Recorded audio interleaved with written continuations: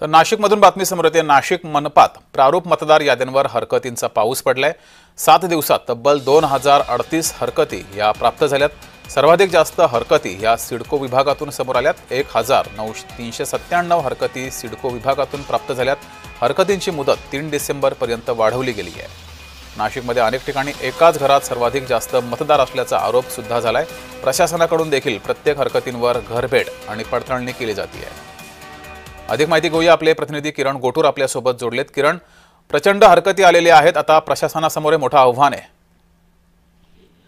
जगदीश, खरं तर मागच्या काही दिवसांपासून ज्या मतदार याद्या आहेत या सगळ्या याद्यांसंदर्भात अनेक राजकीय पक्षांनी सुद्धा वेगवेगळे आरोप आणि टीका केलेल्या होत्या। काही मोर्चे सुद्धा या सगळ्या संदर्भात निघालेल्या होत्या।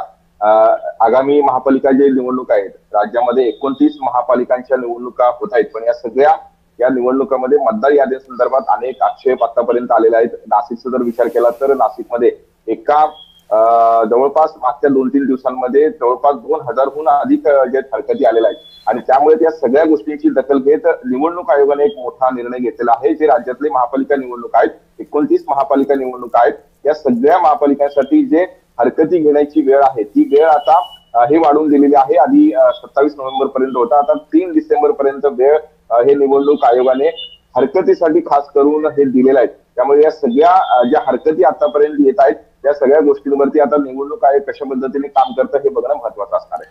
जी, मात्र आता निवडणूक आयोगाकडून काही ठिकाणी त्यांचे कर्मचारी जात आहेत, तिथली माहिती घेत आहेत, खरं खोटं काय ते समोर आणतायत। यावर तिथले स्थानिक नागरिक आणि तिथले स्थानिक राज्यकर्ते खुश आहेत का?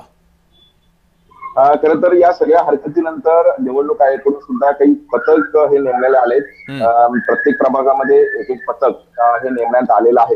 हे सगळे पथक जाऊन तिथे चौकशी करतायत, तिथे विचारपूस करतायत, अशा पद्धतीचं काम सध्या निवडणूक आयोगाकडून केलं जात आहे। पण मागच्या काही दिवसांपासून ज्या मतदार यादी म्हणजे जे मतदार एका प्रभागामध्ये राहतात आणि त्यांच्या नावावर दुसऱ्या प्रभागामध्ये गेलेलं आहे, अशा पद्धतीच्या ज्या हरकती आहेत खूप मोठ्या प्रमाणात आहेत आणि एकाच मतदाराचं नाव अनेक वॉर्डमध्ये आलेलं आहे। अशाही पद्धतीच्या एकूणच ज्या हरकती आहेत, असे जवळपास 2000हून अधिक हरकती तरी आतापर्यंत प्राप्त झालेल्या आहेत। त्या सगळ्या हरकतीला बघूनच निवडणूक आयोगाने सुद्धा हरकती घेण्यासाठी वेळ जी आहे ती वाढवून दिलेली आहे। त्यामुळे आता या सगळ्या हरकतींवरती विशेष करून निवडणूक आयोग कशा पद्धतीनं जे राजकीय पक्षाचे नेते असतील, कार्यकर्ते असतील, तर यांचं समाधान करतं हे पाहणं महत्त्वाचं असणार आहे। धन्यवाद किरण, दिलेल्या माहितीबद्दल।